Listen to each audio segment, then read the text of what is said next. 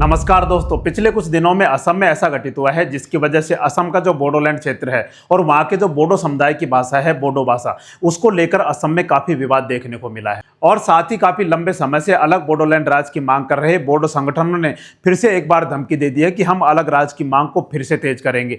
आखिर दोस्तों ऐसा क्या हुआ उसको समझते हैं। दोस्तों सबसे पहले हम देखते हैं कि आखिर जो बोडो भाषा का जो विवाद है उसको लेकर क्या कारण थे जिसकी वजह से ऐसा विवाद देखने को मिला।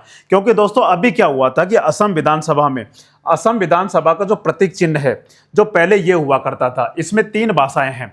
इसमें है एक तो असमिया है, एक इंग्लिश है और एक बोडो भाषा है। इन तीनों भाषाओं में से अभी क्या हुआ था कि असम में विधानसभा में क्या हुआ कि असम की जो सामान्य प्रयोजन समिति है विधानसभा की, उसके अनुसार क्या हुआ कि विधानसभा के कामकाज और नए लोगों में हिंदी को चौथी आधिकारिक भाषा के रूप में शामिल किया गया है। अब इसमें दोस्तों असम विधानसभा का जो प्रतीक चिन्ह है उसको बदला गया है। इसमें यह था कि इन 3 भाषाओं के अलावा और क्या किया जाएगा, एक हिंदी भाषा को शामिल किया जाएगा। लेकिन खबरें ये फैली कि इसमें से क्या कर दिया गया है, हिंदी को शामिल कर दिया गया है और किसको हटा दिया गया है, बोडो भाषा को हटा दिया गया है। अब बोडो भाषा हमारे संविधान की 8वीं अनुसूची में 22 भाषाओं के साथ शामिल है। अब दोस्तों उसको हटाया जाना बोडो समुदाय और बोडो समुदाय के लोग हैं उनके लिए एक तरीके से अपमानजनक सिद्ध होता। अब इसको लेकर दोस्तों क्या हुआ, बोडो संगठनों ने धमकी दे दी है कि हमारे साथ कोई भी खिलवाड़ किया जाएगा तो जो आदिवासी बोडो समुदाय है उसका अपमान किया जाएगा। अब दोस्तों इसमें हुआ क्या था कि जैसे ये पहले का प्रतीक चिन्ह है उसको बदलकर अब क्या किया गया है, उसको बदलकर ये किया गया है। अब इसमें और भी जैसे प्रतीक चिन्ह के अलावा प्रतीक चिन्ह में जैसे कई चीजें दर्शाई गई हैं। इसमें एक सिंग वाला गैंडा है, इसमें चाय की पत्ती है और इसमें एक पुल भी है और साथ ही जो असम की जो संस्कृति है और सभ्यता है इसको दर्शाया गया है। तो यह नया लोगो और प्रतीक चिन्ह असम विधानसभा के लिए बनाया गया है। अब इसमें दोस्तों क्या हुआ कि इन 4 भाषाओं में असम विधानसभा का नाम अंकित किया गया है। इसके साथ ही इस लोगों में असम की संस्कृति पहचान से जुड़े अन्य प्रतीक जैसे एक सिंग वाला गैंडा, चाय की पत्तियां, सरायघाट पुल, वो जो सरायघाट पुल दिख रहा है, जपी और गमोसा भी दर्शाए गए हैं। अब ऐसा क्यों किया जाता है, पहले सबसे पहले हम उसको समझते हैं। ऐसा इसलिए किया जाता है दोस्तों, और हमारे संविधान में इसको लेकर क्या प्रावधान किए गए हैं उसको भी हम समझ लेते हैं। दोस्तों यह निर्णय क्या हुआ था, असम विधानसभा की सामान्य प्रयोजन समिति द्वारा लिया गया था।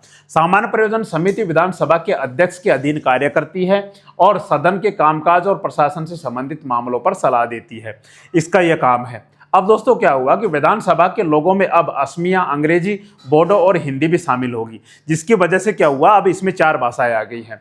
अब दोस्तों विधानसभा के आधिकारिक television channel Assam legislative assembly TV का नाम बदलकर भी असम विधानसभा टीवी कर दिया गया है। ऐसा इसमें परिवर्तन किया गया था। अब दोस्तों क्या है कि संविधान में इसके क्या प्रावधान है, इसमें 3 अनुच्छेदों में बताया गया है।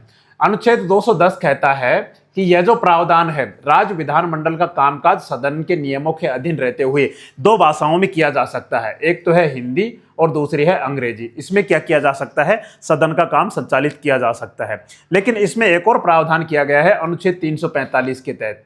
इसमें क्या किया गया है, राज्यों को अलग से शक्ति दी गई है विधानसभाओं को। इसमें यह है कि राज्य विधानमंडलों को आधिकारिक उद्देश्य के लिए एक या अधिक भाषाओं को अपनाने का अधिकार देता है, जिसकी वजह से जो वहां की जो लोकल भाषा है उसमें भी कामकाज किया जा सकता है।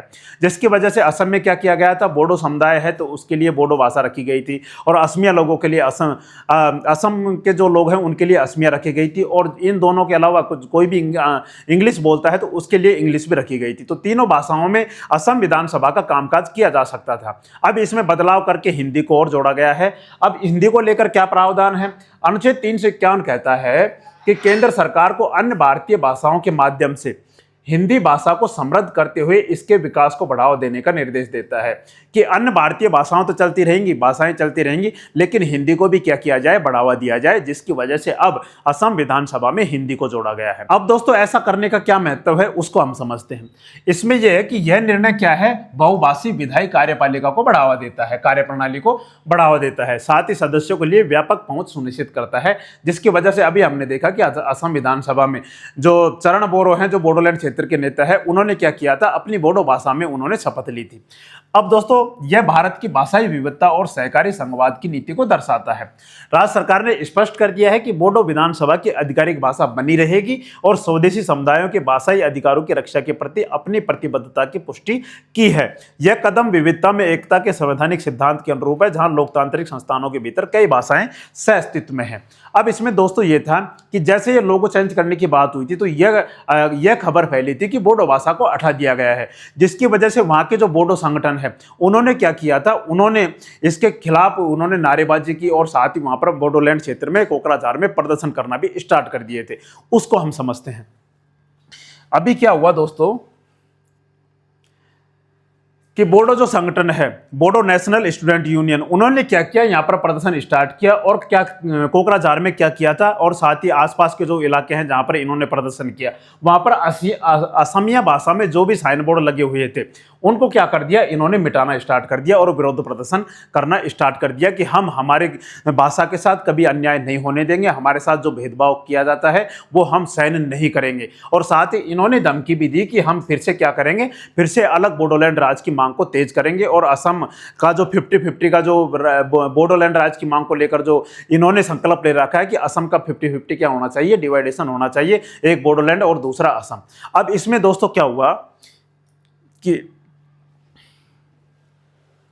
इसमें दोस्तों हम देख सकते हैं कि बोडो नेशनल स्टूडेंट यूनियन के सदस्यों ने कोकराझार में प्रदर्शन किया और जेडी रोड और बो बाजार और शहर के अन्य हिस्सों में स्थित कई व्यावसायिक प्रतिष्ठानों के असमिया भाषा के साइन बोर्डों पर काला रंग पोत दिया। इस विरोध प्रदर्शन ने व्यापक जन बहस और आलोचना को जन्म दिया।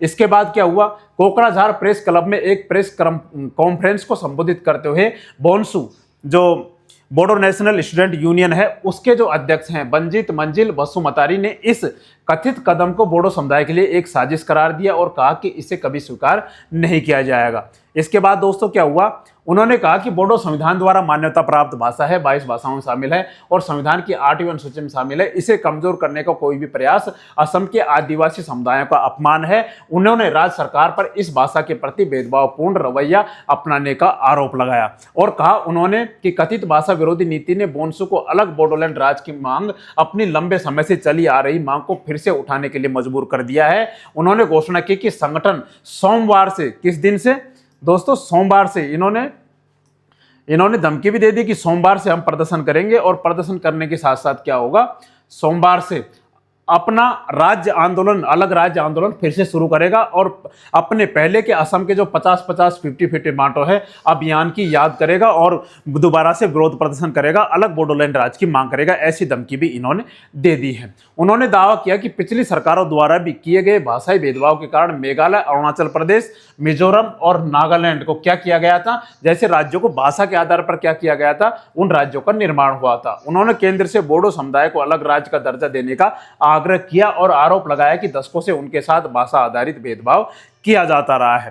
हालांकि दोस्तों इसमें क्या था कि इन्होंने ये धमकी तो दे दी और सोमवार से प्रदर्शन की भी बात कही थी।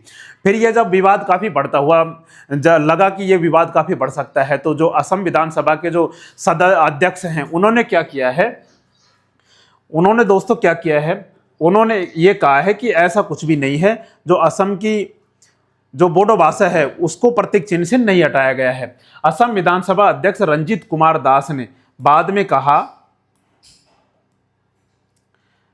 में स्पष्ट किया कि बोडो भाषा विधानसभा के आधिकारिक प्रतीक चिन्ह पर बनी रहेगी। उन्होंने कहा कि बोडो भाषा को हटाने का कोई प्रस्ताव नहीं है और साथ ही यह भी बताया कि रविवार से हिंदी को प्रतीक चिन्ह में शामिल कर लिया गया है, जबकि मौजूदा भाषाएं अपरिवर्तित रहेंगी। तो विधानसभा अध्यक्ष को यह कहना पड़ा, मीडिया के सामने कहना पड़ा कि बोडो भाषा को क्या नहीं किया जाएगा, हटाने का कोई प्रावधान नहीं किया गया है, जिसकी वजह से जो विरोध प्रदर्शन हो रहे थे उसको क्या किया जा सकता है, शांत किया जा सकता है कि ऐसा कुछ भी नहीं है, बोडो भाषा के साथ कोई भी भेदभाव नहीं किया गया है। तो दोस्तों इस तरीके से बोडो भाषा और साथ ही बोडोलैंड राज्य की मांग को फिर से दोहराने की बात कही गई थी। बाकी दोस्तों आपको क्या लगता है, आप इस विषय में क्या सोचते हैं, एक बार कमेंट करके जरूर बताएं और हमारी जानकारी आपको अच्छी लगी हो तो हमारे चैनल को लाइक एवं सब्सक्राइब जरूर करें।